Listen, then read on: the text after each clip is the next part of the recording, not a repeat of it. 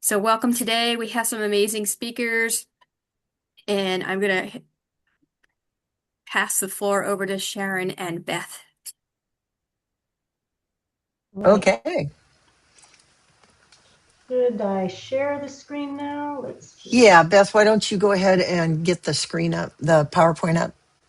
Yeah. Let's see. And thank you for having us here. We're excited to be here and talk to you today. As you're pulling up the slides, how about we go around the room and just introduce ourselves? Person first on my screen is Denise. Denise Lanza. I'm with the Morris County Park Commission. Next on my screen is Max. I'm Max Gray. I'm with Trust for Public Land in Newark. Adrienne. Adrienne Novak with Grow a Green Morristown. Next on my screen is Karen. Hi, everybody. I'm Karen Keene with Monmouth Conservation Foundation. Thank you so much. And Lauren is next on my screen. Hi all, my name is Lauren, and I also am with Monmouth Conservation Foundation. Hi, Karen. I love it. Two people from the same organization. And Kristen. Hi, I am Kristen Lombardo. I am with Sourland Conservancy. Welcome to all the new folks who joined us. Thank you so much for coming and participating here. Looks like we have things on the screen. Is this working for you both? Is it up? Like, can you see the whole thing? We Yep. can. Okay. All right. So I guess I will kick it off. Sharon and I have not done this over Zoom, so I don't know if we're going to talk over each other or what. So we'll see how it goes.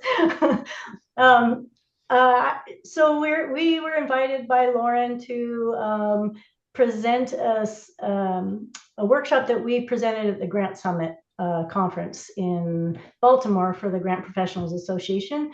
And it was originally, of course, targeting grant writers, but it's easily, the presentation, everything we're talking about is easily applicable to fundraising. So we've tried to change the slides a little bit. And if I slip up, I am not a fundraiser, I'm a grant writer, but if I slip up, just give me a little bit of grace.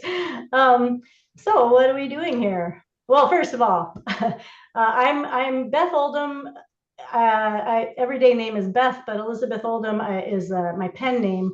I'm a writer who had two goals in life. One was to save the world. The other was to become a writer, an author.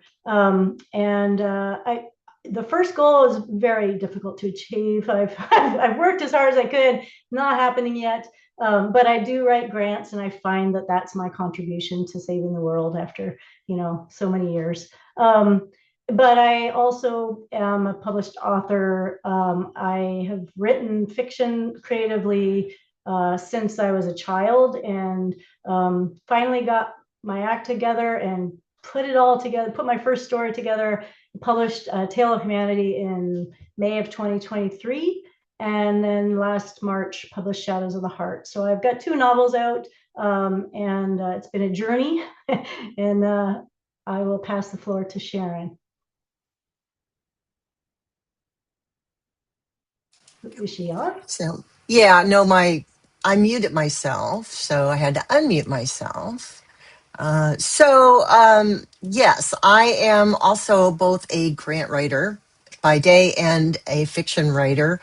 I'm also a book coach and freelance editor, and I am an active member of the Society of Children's Book Writers and Illustrators.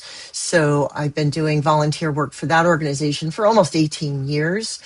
And I have about 9 novels published at this point, a couple of collections, some picture books, among other things. And what you see on the screen is just a selection of some of my published works.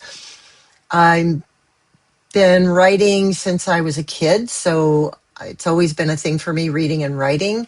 I fell into grants and found that storytelling in grants is very similar in some ways to general storytelling, and I've been doing grants for 25 years. So when Beth reached out to me and said, hey, let's do something together at the GPA conference or the summit that is related to both grants and how storytelling works with that, I was all in. So that's how we got here. Yeah. So what are we doing today? We'll talk about why we feel creativity fits with grants and fundraising, both focusing on fundraising, why there's a fit and why we're even discussing this. With any good workshop, you're going to have a little bit of hands-on. We've got a couple of writing prompts. This first one is just kind of a general writing prompt, and we'll give you a few photos and ask you to maybe think about some, a story that goes along with it, and then we will hopefully share some of those. We're going to talk about the creative elements and how they fit into fundraising, what it looks like to put them all together. And then we're going to have a second writing exercise, which I think is the more fun one. People really like this one. And then we'll talk about moving forward. So how do we nurture our creative side while we're working in fundraising, doing things that aren't always creative. And we have time for Q&A, but this is a small group. So if you have a burning question, I don't think I can see any hands or anything, but throw a hand up and we'll see if we can stop in the middle. But anyways, we're flexible. So let's get started. So why are we even doing this? Fundraisers are storytellers. The whole process of identifying, funders and identifying and working for an organization with a need is you're going to tell a story to that funder, to that donor, about why you need it. And we are in this field probably because we're good at storytellers, especially in the grant field. We are writers, but storytelling and writing is very similar. We're also very creative. Most people like to be creative in one way or another. A lot of what we do can be creative, and Sharon, jump in anytime.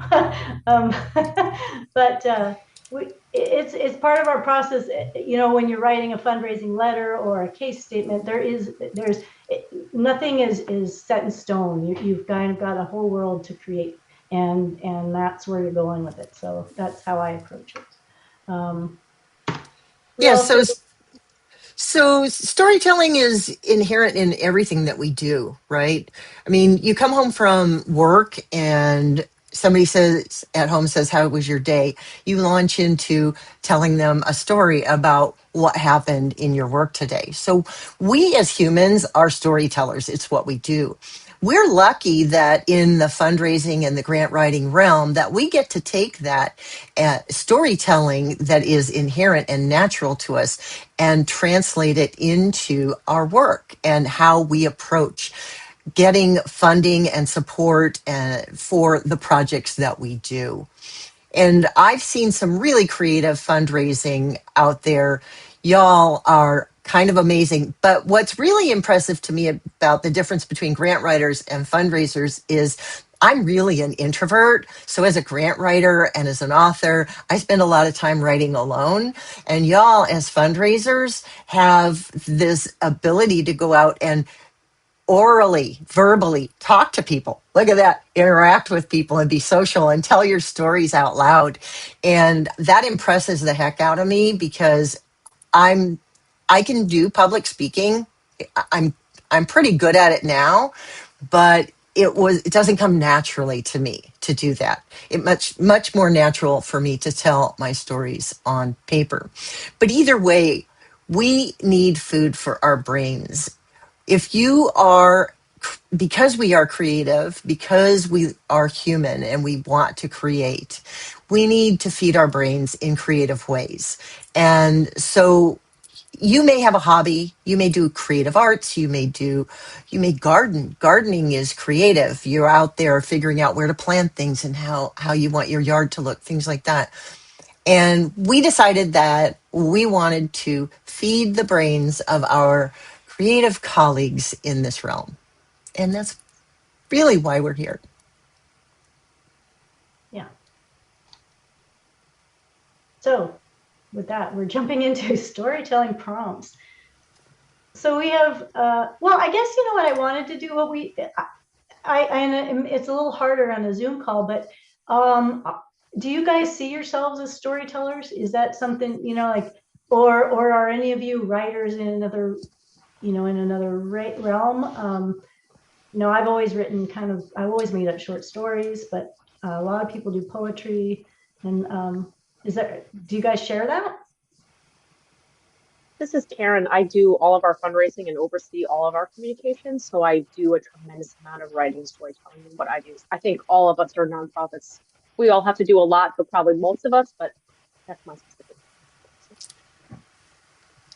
And this is Denise. I think, the biggest thing that we're always told is that as we're fundraising, the impact is stronger if we have a story from our client or the beneficiary or whomever. So we have to take that information and make it palatable to the potential donor. In some cases, we also have to be very aware of the privacy of the person. So we have to be a little creative. And I have to jump in just real quick as you were all talking about creative writing. Since I was a teenager, I had stories and poems and all that kind of stuff. So I truly feel connected to this presentation. Thank you. I feel like I'm coming at this kind of from a non-creative writing background. I came from a human resources background, and I was a communications writer in the sense that I got my message out in the first 2 sentences because no one read more than from HR, certainly. You got to catch them in that first sentence and maybe get the information in the second and hope they click it. And so it's been a bit of a learning curve for me to fill out the story because I know what the story is. I can tell you the message. I can tell you, boom, boom, boom, here it is. Go, you know. And so that's obviously not, you know, going to evoke the emotions in that way. It just gets the message. So my strength was in getting the message across in as few words as possible. So It's interesting because I work with a variety of writers in my book coaching and my editing work, and people approach writing and storytelling from different directions. Some people start from plot, and some people start from theme, and some people start from character, and then unfold the story from there. And there's no wrong way to do it. I have a saying, process is personal. But being able to start from where you start, which is like the thematic thread, that key message is actually a really tough thing to teach people. It's tough to teach people because a lot of people like, I'm just going to write this story, and then they have to figure out what it's about as they go along. So I love that you start with that thematic element, that message, that key message, and then build from there. yeah, I'm good at getting when you only have 250 words to get your question answered. I got those are the easy ones for me. It's when they want 1,000 words that I need to, to be honest, that's where AI kind of comes in and helps. I can take my message and put it in AI and say, add 500 words to this, and give it obviously additional prompts to kind of get it in there. And then that gets my creative juices going because then I read it and go, oh, well, this is totally wrong or garbage. And I can rewrite it, but I have that base because I'm a better editor than I am creative writer. So I can take someone else's writing and then turn it into say what I want it to say. So anyway. Yeah. Here I am trying to learn. All right. So we've got 4 different pictures up here, and hopefully one of them speaks to you, is calling out a story or something. But we're just hoping you can come up with a few words. We're going to give everyone about 5 minutes to to tell a story about these prompts, and hopefully a couple of you will be wanting to share it. It's amazing what we heard in our last presentation. So I don't know if there's a timer on here or something I could set a timer, but why don't I'll you set my timer on my phone.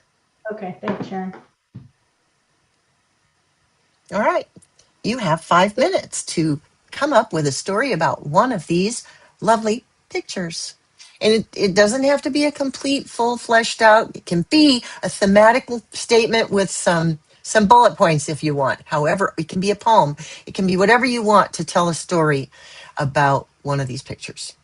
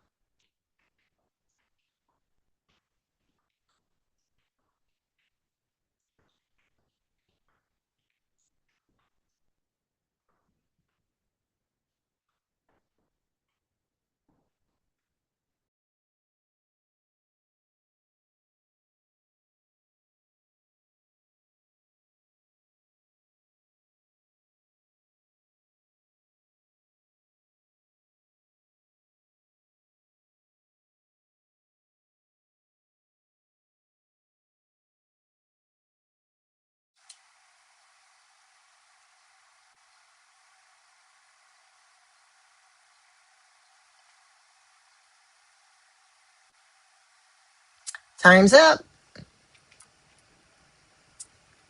Do we have any brave souls who would like to share something they've written or the story that they've come up with in their brain?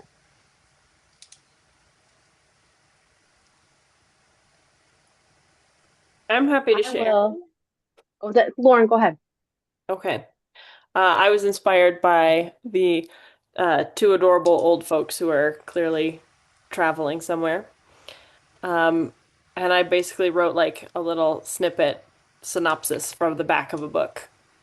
And it says, Virginia and Ernest didn't think they could afford to retire, let alone have the money to travel the world.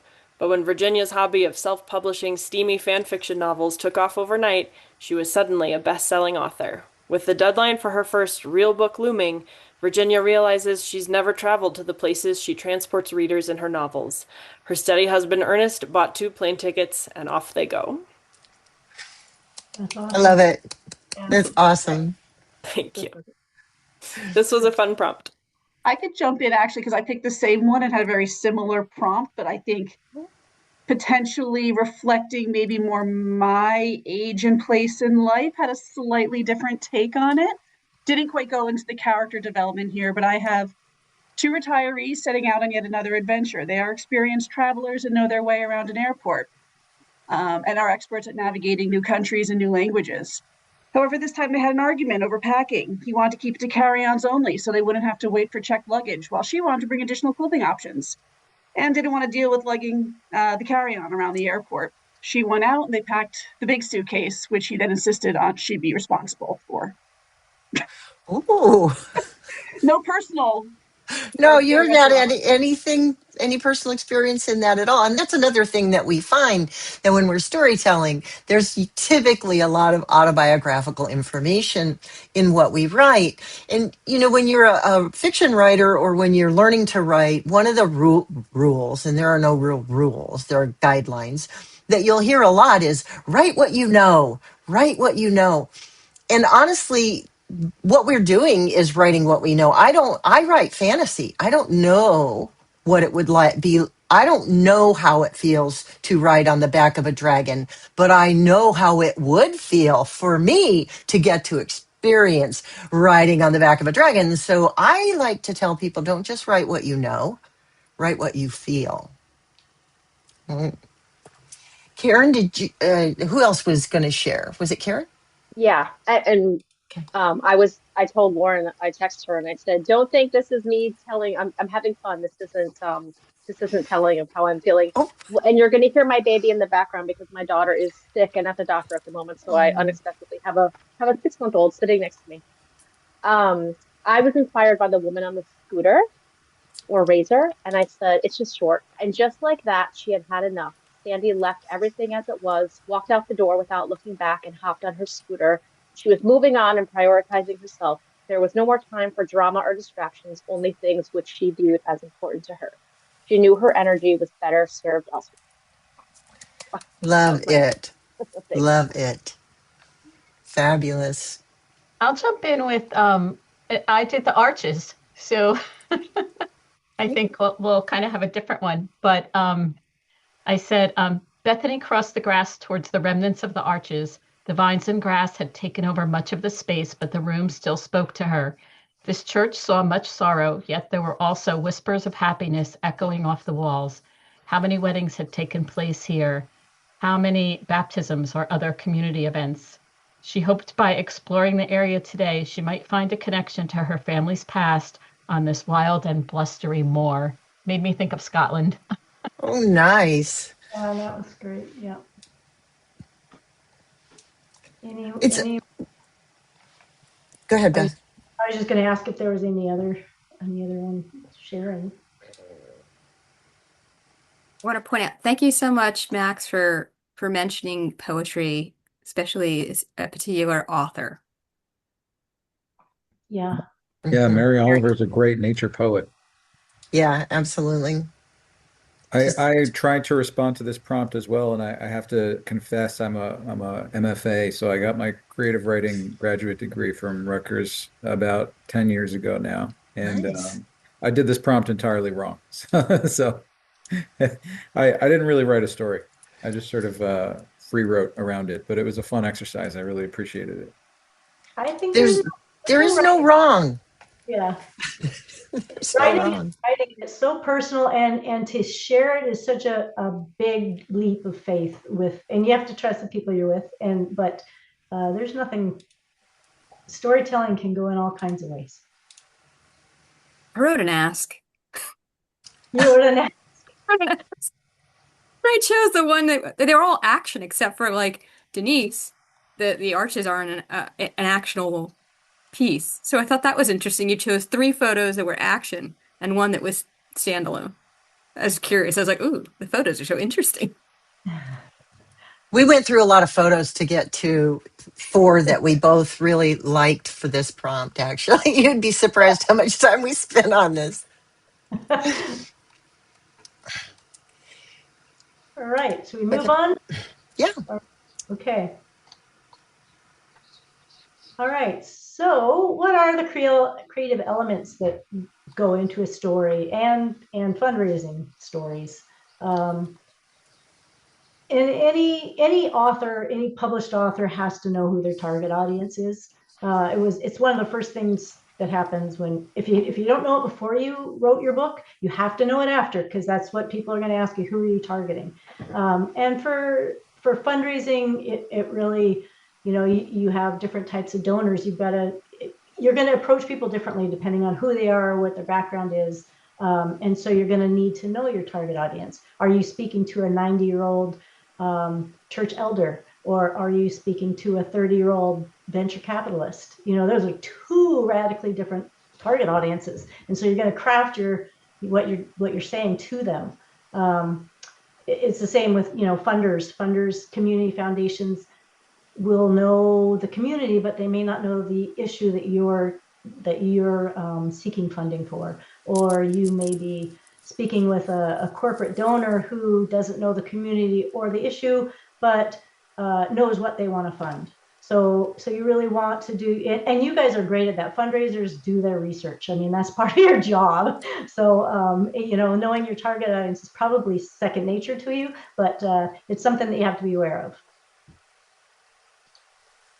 And there's also the plot and the narrative. And you think, well, I'm just writing a funding ask. I'm just writing an ask. What narrative or plot is there? But it does have to be aligned. Your plot in a grant, it's going to be your need statement is going to be that the inciting incident. That's going to be what starts the ball rolling. There's an issue, there's a problem, and we need to address it. And your narrative is going to go into maybe why this problem exists, but more realistically, what can solve this problem and how your organization can do so. And so you're going to tie that all together. It's going to be a narrative. Sharon has, what do you call it, the golden narrative? I call it the golden thread or the narrative thread. And the narrative thread has to be in the entirety of the story that you're telling. And it doesn't have to be always prevalent, but it needs to peek out along the way. You need to circle back to that narrative thread, that idea of why we're here. Why are we here? Why am I talking about this? What is the important bit? And so that narrative thread, that golden thread, needs to peek out throughout the story that you're telling. The story also has to have a logical way in which you're explaining it. There has to be some logic behind it. You can't just bounce around and expect someone to be able to follow you down the garden path, which I think is a really good metaphor for y'all, because you're on mostly in environment. So there you go. But in order to make sure that they can follow the thread, the narrative thread that you are putting out there, that you're peeking out at them, it needs to follow a logical path. It needs to be done in a logical format so that you don't lose your audience. You don't confuse your audience. And I think this is especially important for when you're doing verbal fundraising, when you are actually meeting with a donor, to be able to tell that story and tell it in a way where you don't lose your audience. Yeah, I don't know. Do fundraisers use logic models? Yes, sometimes, yeah. I mean that is the logic for a grant. You're following kind of your inputs is your resources that you're able to use, the activities that you're going to build to address the problem, and then your what comes out of that, what are the outputs, and then your impact, what are the long-term, short-term. Go ahead, Sharon. And in fiction, of course, this is about structure. What is the structure that you're using? And structure could be a poem. It could be prose, poetic prose. It could be a circular structure. It could be a 3-act structure. It can be done in so many different structures. There are so many different structures that you can use. It just has to be logical and delivered in a way that isn't confusing. And logic can also be within the case itself or the story itself. If you're writing a sci-fi or fantasy book, and people are flying and dragons are in the book, that's fine. That's part of your world. You've spent time building that world, so you want to make sure the world is logical that you're describing, so that you're not asking readers to take a leap of faith that this just exists because you said it. It needs to be built into it from the beginning. Compelling stakes. We all know that we are all dealing with compelling stakes in fundraising and grant writing all the time. We're dealing with compelling stakes. And in fiction, we get to make those up. We get to make them, the goals of the protagonists to whatever we want them to be. And it can be life or death, or it can just be life or death of someone's emotions. It could be life or death of a relationship. It could be life or death in the world. It could be, we can make the stakes compelling no matter how big or small they are, as long as they're compelling to the protagonist. And when we are talking about grant writing and fundraising, our protagonists are the folks we're serving or the purpose that we're serving.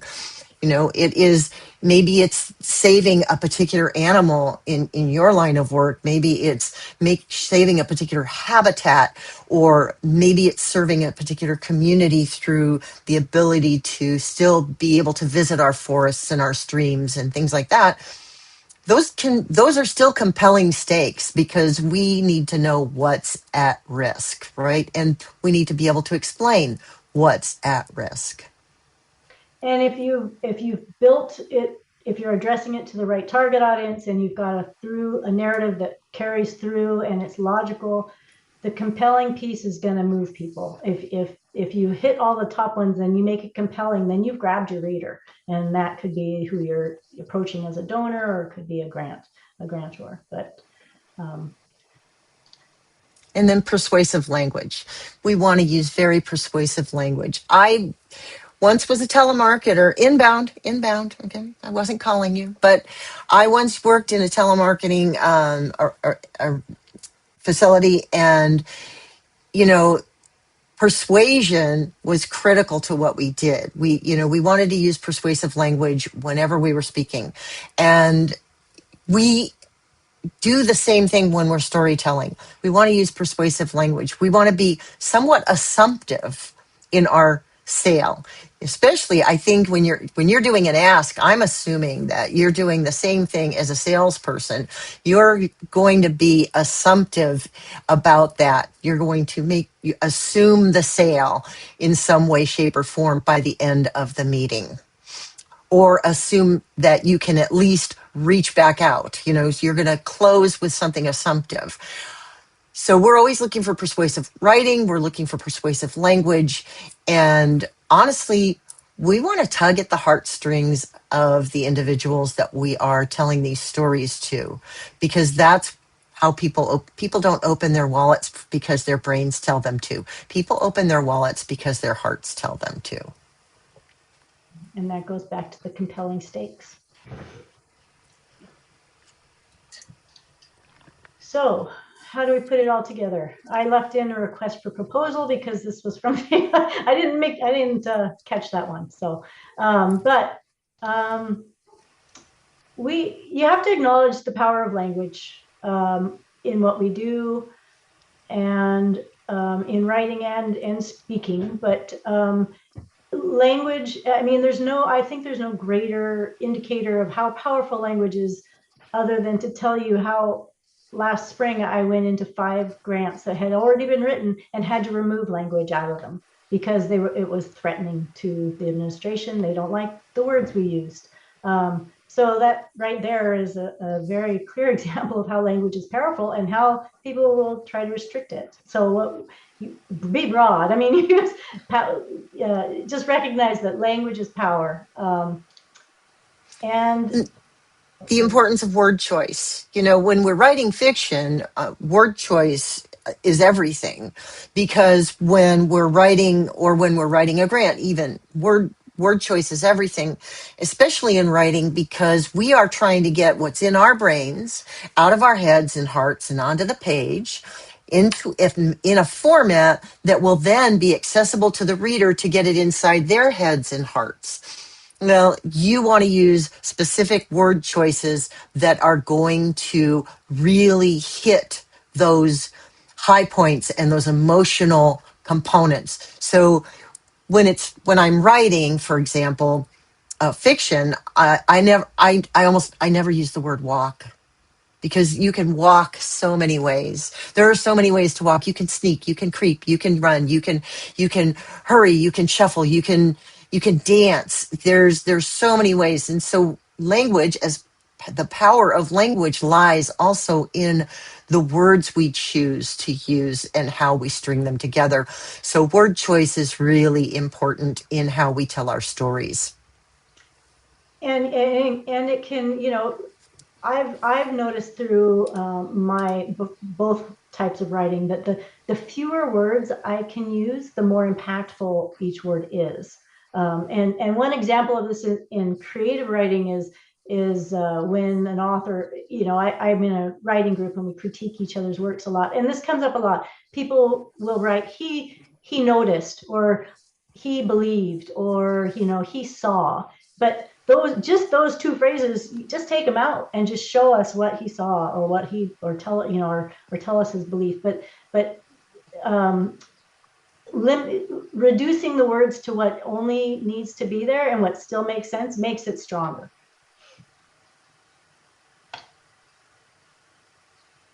And one idea feeds the other. Language is very nuanced, and so one word can feed into another and expand it. And I think this, Sharon, did you have more on this one? Well, well, and the other piece to this is that when you exercise this part of your brain, even when whether you're writing or telling a story, you're feeding your brain, and you're giving it the ability to do more and more of this. That's that practice that we do that makes us better at anything.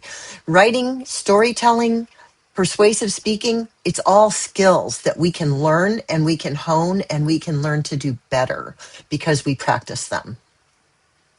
Yeah. Okay, time for our second exercise. We're going to do fairy tale solutions right now. We are going to ask you to pick a fairy tale character or a fairy tale that you remember. Identify the problem that this character is facing, and sketch out a pitch for a funder ask, or an appeal that states how their funding will address the problem. So, we have Little Red Riding Hood who wants to go visit her grandma, but there's a crime problem in the woods. So what's going to happen there? Or, the 3 Little Pigs, obviously they have a housing problem. Hansel and Gretel, they need some food. And poor Cinderella is stuck in poverty in an abusive family. So, but pick your own. We're going to give you 5 minutes, and then hopefully we'll have 5 minutes to share. And I'm going to start the timer right now.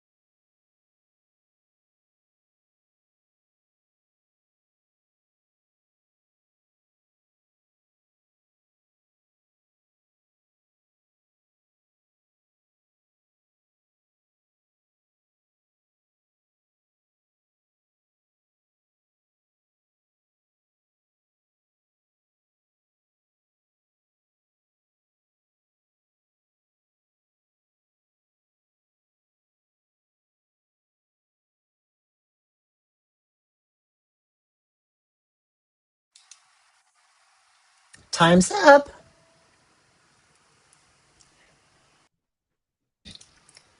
Do we have any brave soul wishing to share? I'm happy to share again. Go ahead, Lauren. Okay. I have the problem is that Sleeping Beauty just wants a few centuries of uninterrupted sleep so that she can wake up in a world where she has the right to vote.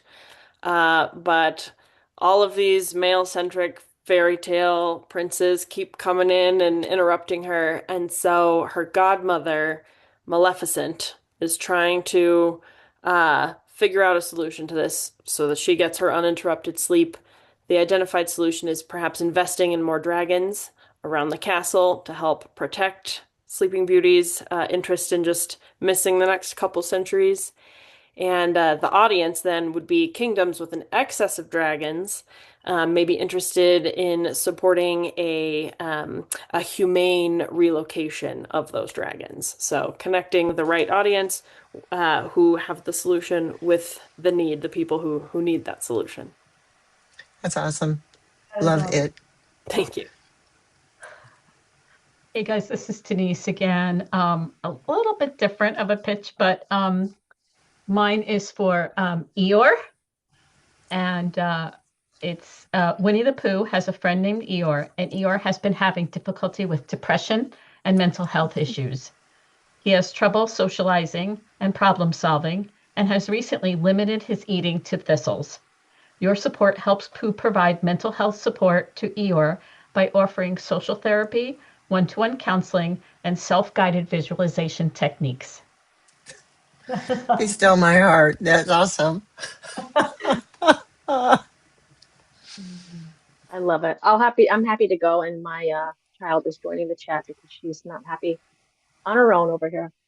I think we all took a Well, wait a different minute. approach. Baby tax. We can't see the baby. We must see Oh, the baby. where's my video? I'm Oh, on, no, right? Can you see? I can only see the top of a baby head. I can't see a whole Oh, baby, at least a baby face. can you see it? Okay, thank you. And now my dog's gonna go nuts. It's just the last hour has been a lot. Okay. I'm sorry if in multitasking misinterpreted. I wrote a little appeal pitch. So I chose Ariel, my other daughter's favorite. Um, Our favorite mermaid, Ariel, has always been a friend to the human world on land. Her coral reef home is deteriorating, and she and her ocean friends are at risk of dying unless we take better care of our oceans. Your donation will help us clean up garbage at sea and save Ariel and her friends. It's a big job that we need to tackle quickly, and every amount helps. So, hope I did that right. I was I just like trying to think. it. Yes. I love that. Anyone else? I'll share mine. I have a Snow White, single mom, no outside means of support. Children have to work for the family and don't go to school. She is applying, I haven't specified the audience here, but she's applying for a grant for funding to hire household help and pay for childcare so she can go back to the workforce and get a paying job and improve her family status. Love it. Love it. Great. Y'all are very creative. Okay. All right. Nobody else? Okay. So, how do we move forward? Well, nurturing your creative passions is I think best done when you have people who share them. And so Sharon and I have come up with a list of ways that we nurture our creative passions, and it's basically through peeps and our networks. We've shared some here. The Authors Guild is it's for authors. You just have to be a published author, Sharon?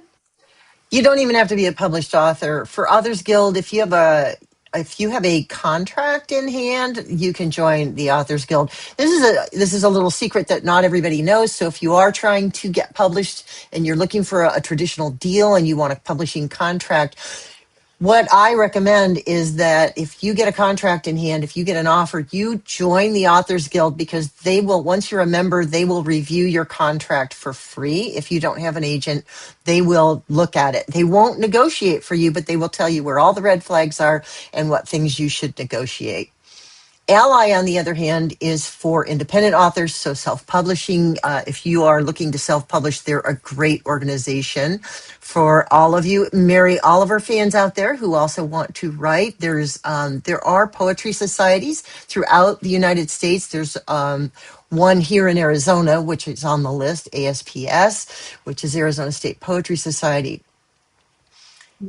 I'm a member. I live in Canada. I'm American, but I'm a dual. But and I'm a member of the BC Federation of Writers, which is for basically anybody in BC or the Yukon. Although I think you can be members. But anyways, they meet. They have lots of ongoing events. They have workshops and festivals and even monthly writers socials on Zoom. So because we're spread out, and it's been a wonderful way to connect with local writers and just people in my niche. And as you can see from this slide and the next slide, there are organizations. If you are wanting to do creative writing or writing of any kind, there are organizations of all ilks, all genre out there that you can go out and get involved with and find your peeps. Yeah. So takeaways: fundraisers are creative. We are all creative creatures, and we've just seen that. And I love hearing the stories. But ways to nurture our creativity. For me, it's reading, writing, and storytelling. That's where I've always gone to. But it can be any way, the arts in general. But supporting both sides of your brain, the logical, the creative, and making sure that both are being fed. And ways to incorporate creative elements into fundraising. Know who your audience is and speak to them. Craft an appeal that's addressing a problem. Keep it all logical. No big jumps, leaps of faith. And make your stakes compelling. And be persuasive. So moving forward, find your peeps. We all do that. You guys are amongst peeps right now. You're people right now. There's groups everywhere for almost everything. And accessing networks has been a huge leap forward for me as a writer, because it is a very singular solo venture. I write in my office and I don't really talk to anybody about it except for the people I've nurtured. I mean, the groups that I belong to now. And exercise your creativity. Don't get locked into that 9 to 5, gotta work. But find ways to let your brain soar. Anything else? Sharon, did I leave anything out?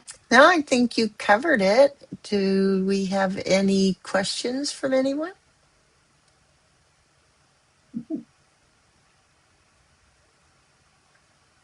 No questions? Thank you for a really thought-provoking presentation. Well, thank you for having us. It's nice to get to use a presentation again that we enjoyed so much building and doing. So we appreciate you having us here. Yeah, it's really fun. Thank you. Appreciate everything that you've done for us. Question, are you open to sharing the slides or just the recording? It's up to you. Oh no, Yeah. I'm fine with that. Yeah, we can Excellent. share them with you. Yeah, We'll absolutely. send the slides out to everybody. If you'd like to reimagine any of those as well and play around or just take additional notes, feel free to do that. Any parting words anybody would like to share about the group or anything else that you'd like to connect on? I want to thank you all for what you do in the world. So, Yeah.